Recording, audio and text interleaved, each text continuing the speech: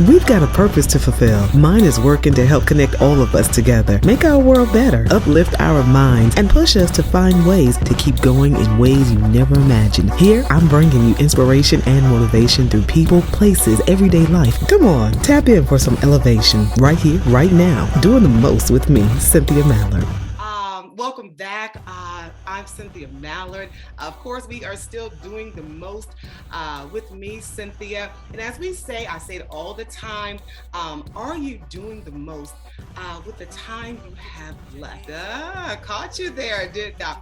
Well, you know what? You are looking, and I am so excited just to welcome. Like I said, I was going to bring you people, places, ideas, words, right? Just to keep you going. And this one right here, ladies and gentlemen, Lynn McBride. Lynn McBride, she is an educator. She is a mother. She was just telling me. She is an inspirational beacon to so many. And she is a mother again, and my soror, guys. She is my soror, and someone who I have looked at, and she probably didn't even know, someone who I have been watching for just a long time, looking at the wisdom that she has imparted to so many people around me. So I just got to say, welcome, Miss Lynn McBride, to the show, to Doing the Most with Cynthia. Good evening. I'm excited to be here. I don't know that I have great things to offer, but I'm excited to be here.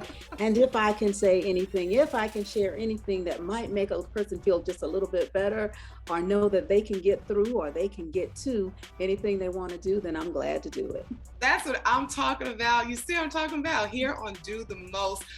This is where, like I said, created this show, guys, just as a place that we can come home, right? And just get, because you just never know. Am I right, Lynn?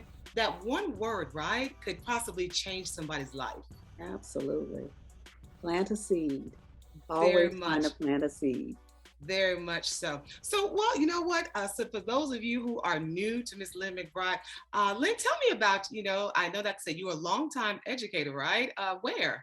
Yes, I retired about 7 years ago from Marietta City Schools. I was there for 33 years. I was in education in Georgia for 34 years as a full-time employee. I'm still in education. Yes, you are. I retired in May of 2015, and in August of 2015, I was back at it. So I'm a speech language pathologist by profession. That is what I did for those 34 years in the school system. Wow. Right now in the school system, I am tutoring. I'm a certified tutor. Yeah. And am grateful for the opportunity to do it. Every day I get to do it. I'm also, I believe in educating people. So not only do I educate in the school system, but I'm also a group fitness instructor. So I teach exercise classes as well. Look at you. You know what I like to say? You're a jack of all trades. Sound like I did relay y'all. This is my soror, who is, like I said, the illustrious. There's only one sorority we like to say, of course, right?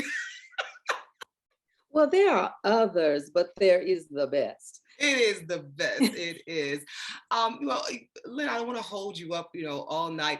I just wanted to ask you, like I said, you are a beacon of light in and around our community here in Georgia, even outside of the state. I've heard stories about you outside of the state, and just how you have worked to lead it and guide people and help others, just get over the hump, just to get over the hump. I just wanted to ask you, when did you find your purpose? Well, I guess you first can tell us, what is your purpose and kind of when did you find it, right? And how did you cultivate it? Well, for me, I think I guess I'll just, I guess the best way I could say it is I'm blessed. I've always known what I wanted to do in life. Wow. I knew coming out of high school, a lot of times high schoolers don't know what they want to do. They're thinking about it. Well, I can pull up my high school memory book. And on that last page in the back, I wrote, I'm going to be either a physical therapist or a speech therapist. I knew that I had to have a helping profession. I just grew up knowing that service was important. It is what you do. Through my church, we did service. Through the Girl Scouts, I did service. And all through high school, the organizations I participated in involved service. So I knew I needed to serve people. That was going to be my purpose. And I knew I wanted to be happy every day I got up. So I needed a profession that was going to allow me to be happy. Wow. I never wanted to be that person, oh, I got to go to work. No, that was not going to be me. I loved going to work. I loved it. I loved it. I loved it. And still do. When I retired, it wasn't because, oh my gosh, I'm so tired of this. No, I retired because I was tired of working full time. Yeah. But I didn't want to just stop. So I've continued to work with children. When I went off to school, I looked at both of those professions, physical therapy and speech therapy. And I found out for physical therapy, I would have to transfer after 2 years to another school. And that was more than I wanted to do. So I went with speech therapy, loving it, loving it, loving it. But I knew that I was doing what I was supposed to do while working in the clinic. I had a 3-year-old little boy that had never spoken a word. And he said his first words while in therapy with me. He said, orange. I'll never forget it. He whispered orange. And I remember, I think my eyebrows must have gone all the way up to the top of my forehead. His first words had come out of his mouth with me. And I knew then this was what I was supposed to do. So just having the ability to help children communicate. Communication is essential to everything. Yes, it is. You can make it if you can communicate. You can get what you want. You can go places if you can communicate. So having a profession that allowed me to help people who could not do that, just felt good. And that was what I knew I was supposed to do. And to this day, even though I'm not always working on communication with my tutoring, I'm helping. I get such joy out of seeing a child do something that they weren't able to do before they came to me.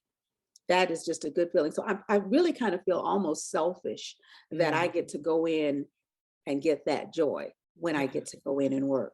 But it feels good. It feels good to help.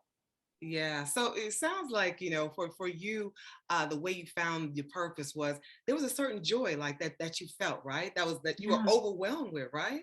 Yes, and I still get it. I still get it. I still get that feeling.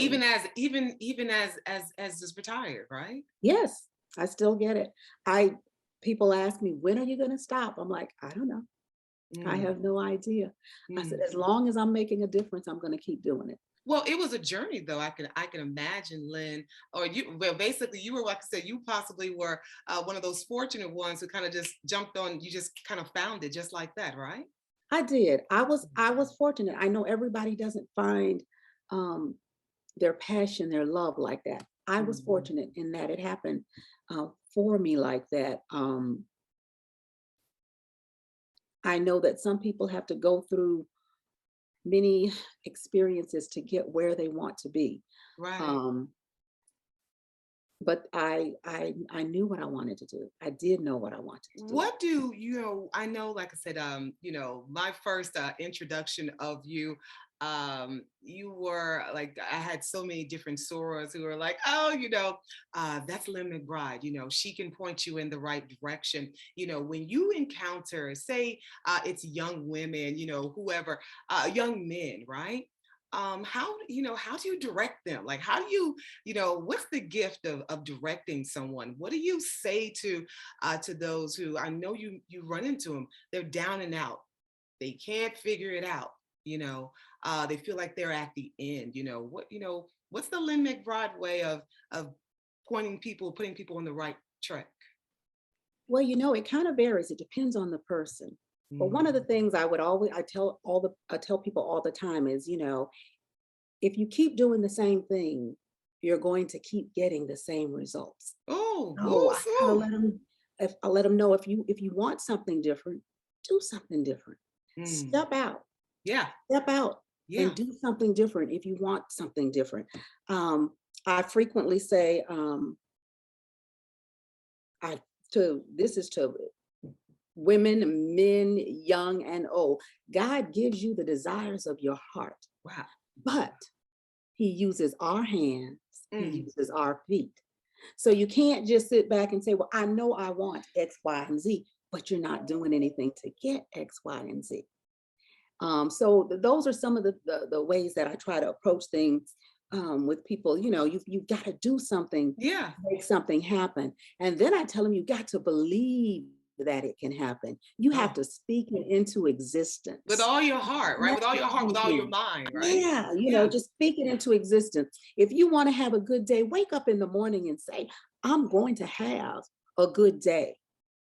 That's what this day is going to be like. And when something slaps you in the face, when haters and naysayers come to you, and haters and naysayers will come to you, then you just have to say, you know what, I'm going to put on the breastplate and I am going to conquer this. Because well, it sounds like you're going to war. Is that what we're doing? Because you would say to yourself, I decided that this is going to be a good day. I am going to get up and say good morning and mean good morning. I am going to walk in and say, it's going to be a good day. I am going to walk in and sing a song of joy. But you have to make that decision. Speak it into existence. Yeah. And it's not that everything is perfect that day. It's not. You know, we all go through, life happens. Yes. And sometimes the season of things not being so good can last for a while. I think we all have experienced that over these past couple of years. When the pandemic came, it brought something very new and different to a lot of people. And that was not something that we can control. But we had to decide, what am I going to do? Am I going to wallow in this pandemic? You know, you had to find a way to find your own peace and protect that peace, as they say, guard it with everything that you had. With all your might. Yeah, and make it through. So I think those are the things that I try to encourage young people to do, to step out, try something different. If you're not happy where you are, then do something different to make it look different. Speak it into existence. Speak what you want to be into existence. And then don't expect God to give you the desires of your heart if you're not doing anything to get them. Because you're not ready, right? Yeah. So, you know, if you're saying, I really want a job as an educator. Well, if you don't go to school to get the degree, then you're not going to get that job as that educator that you want to be. So you can't just sit back and say, I want it. And then after you get to the degree, you can't say, well, I really want that job, but you don't put in an application. Right. You got to do something to get that desire that is within your heart. You've got to use what God has given you to get where you want to be. And he will do that if that's your desire. Use your hands, use your feet to get there.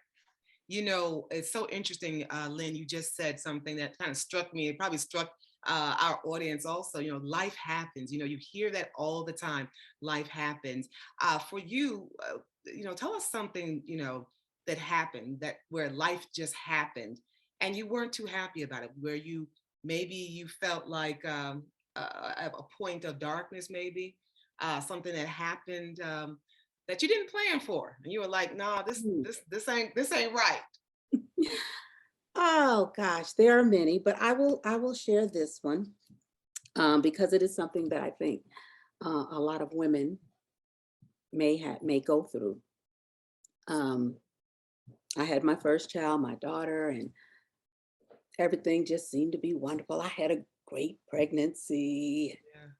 You know, I taught my exercise classes all through the pregnancy, and you know, went into labor, and a few hours later she was born. And the nurses said they had never, you know, seen anyone any first time mother push a baby out that quickly, and you know, blah blah blah. And after, you know, several months, almost a year, I said, okay, time to do it again. I didn't want to have an only child, so we're going to try again. Well, I did try again. I got pregnant and I lost the baby. And I tried to tell myself, well, okay, you know, this happens sometimes. Okay, it's you know, life goes on. All right. So I got pregnant again and I lost the baby. I got pregnant again and I lost the baby. And finally, my doctor said, hey, we need to send you to a specialist because something's going on here, you know. Mm. And I went to that specialist. And God puts the right people in your life. And he Yes. said something very, very profound to me that I had not even thought about. He said, you have beat the problem that most people have when they come to me. You can get pregnant. Mm. Most people who come to me can't. Right. So it was like, okay, that gives me some hope, gives me some hope. Then I lost another baby while with the specialist. So I had 4 miscarriages before having my second child. And that's not easy. That's not easy. Right. You go through a whirlwind of emotions. But I went back to one of those things. I said, God will give you the desires of your heart. And that's what I believed. God knew I wanted another baby. Mm. So I had to do the things that I had to do. I had to use not necessarily my hands and my feet, but I had to use what I had. Yeah. Get the desires of my heart. And God did bless me with a second child. I call him my miracle child because I had to do some extra stuff. Yeah. It wasn't like the first time. Right. The first trimester, only thing I could do was walk. I couldn't go in and teach my classes the first trimester. Had to give myself a shot every day for 36 weeks. Had to take special medication the first trimester, all those things. The first couple of weeks had to go into the doctor every other day. So it was hard. Yeah. But I went to that. God will give you the desires of your heart. And I do believe that. But you have to do something, which means I had to do some things that I never expected to be, that I would have to do. I never thought I could give myself a shot, but I had to every morning and every night. It was hard. Yeah. It was hard. I people think around me, having babies, and it was like, they're just having more babies. Why can't I? Yeah. But, that's what I spoke to myself. God will give you the desires of your heart. He knows what I want. For those of us who are, who have the same experience, or possibly going through the same thing, and especially when you were going through that most difficult time, what's the one thing that you can tell someone right now when you're trying to come back? Because in this world it's all about we got to bounce back, we got to go quickly. What is it that you can tell those who are going through that right now and who can't see that light? I would say when I talk about God giving you the desires of your heart, then you have to know God in order to believe that. So when it does not seem like there is a light at the end of the tunnel, when it seems that all you can see is darkness, when it seems like no one else really understands, that's who you need to go to, is God. Because when you're unable to carry yourself, God will pick you up and be the one that carries you. When you don't know which way to go, God will take you in the right direction, but you have to put your faith in him. So pick up your Bible. There is nothing that happens under the sun that is not addressed in Scripture, and you can find it in Scripture. Take time to be by yourself and pray. Be there.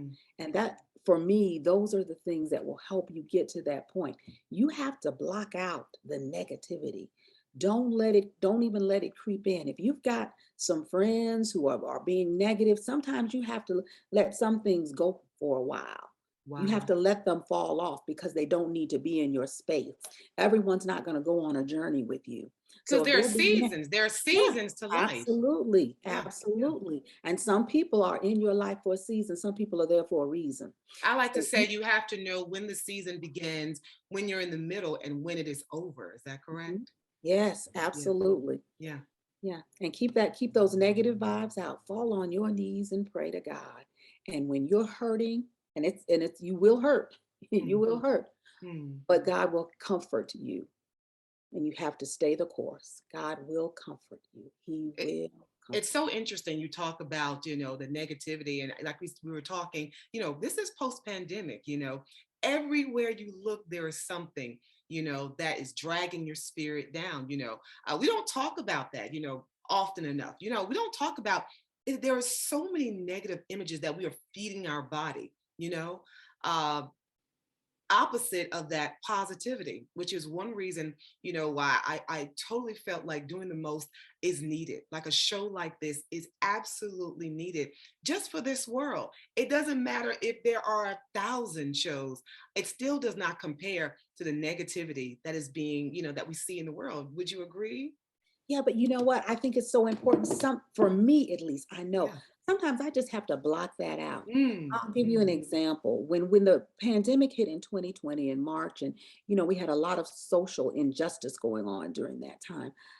It I could not constantly look at television. I could not constantly look at the news. I right. could not let all of that feed into my spirit. I just could not. Um, People began to laugh at me because I spent a lot of time watching shows that had happy endings. That's what I needed to do. I needed to feed good things Yes, into yes. me. Um, and I will sometimes look at enough of the news or read enough of the things that come across line or are in the newspaper or whatever to kind of know what's going on in the world, but I will not let it consume me. Right. I will not Exactly. let it consume me. Exactly. I know that we've got the hearings on January 6th, but I cannot listen to them for hours on hours. I Yeah. cannot watch that negative image. I can't have that in my spirit. I just can't. That's for me. I Yes. need some good things. I need some positive things. I need to pick up a good light book and read some good things. I needed to during the time of the pandemic, when the pandemic first came in 2020. I had not done leisure reading in years. I Wow. picked up Wow. so many books and read leisurely. It was wonderful. I couldn't believe it. During that summer, I read about, I don't know, 7 or 8 books. Wow. I, but it brought joy.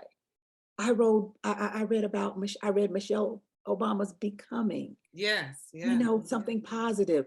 I had, uh, one of our sorority sisters, Carol Massey, she did a book called Birth Days, lovely short stories. Yes. I read those things. One of my line sisters did a book that has a book, Just Breathe.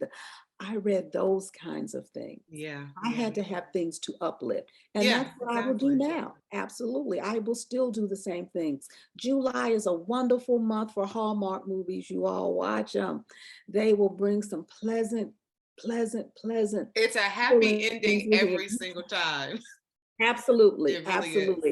It really Yes. And is. in the month of July, it's all about Christmas. It So, is. it's Christmas in just, July. yes, yes. Yes. So I try to feed positive things in, Yeah, you yeah. know. Well, Sora, I just thank you. I thank you so very much for just gracing us with your spirit, just here on Doing the Most.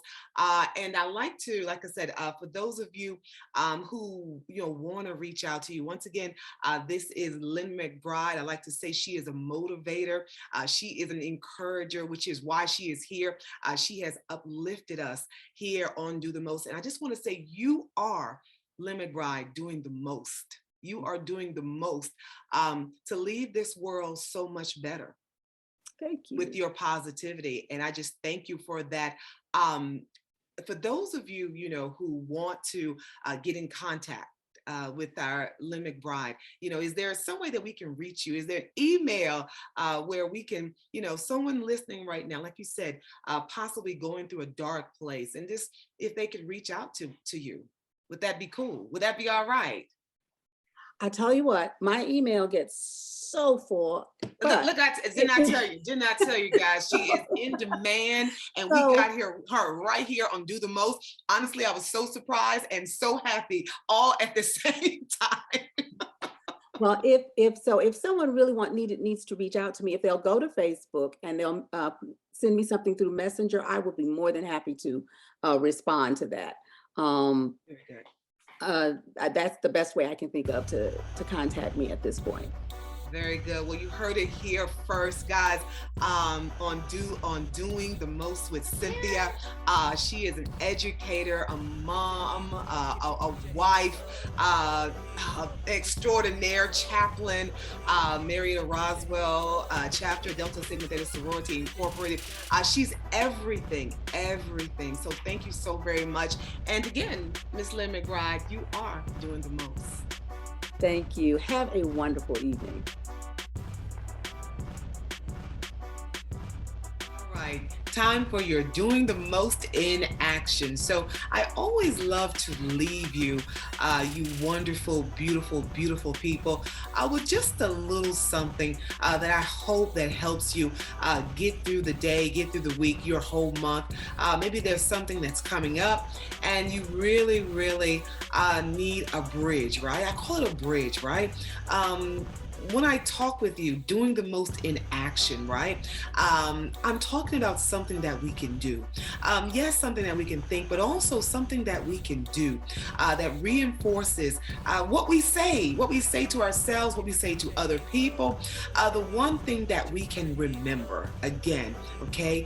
Creating that bridge to our best selves, creating that bridge to us doing the most with all of the time that we have left. So today, I just want to tell you, let's talk about, showing up as the entire you, showing up your whole self, no matter what it is, to your job, to your responsibility as a parent, whatever it is, right? Showing up as your total self. So often I encounter people, whether it's, through my job, through different functions I'm at, people not showing up as themselves. They have a mask on. They're showing up as someone else, or they're showing up half of themselves. Why not show up as all of you? I was just thinking, just to kind of drive it home, maybe you're probably thinking, well, Cynthia, what do you mean showing up as your total self, or as your complete self, or as your real self, right? Maybe I put it that way.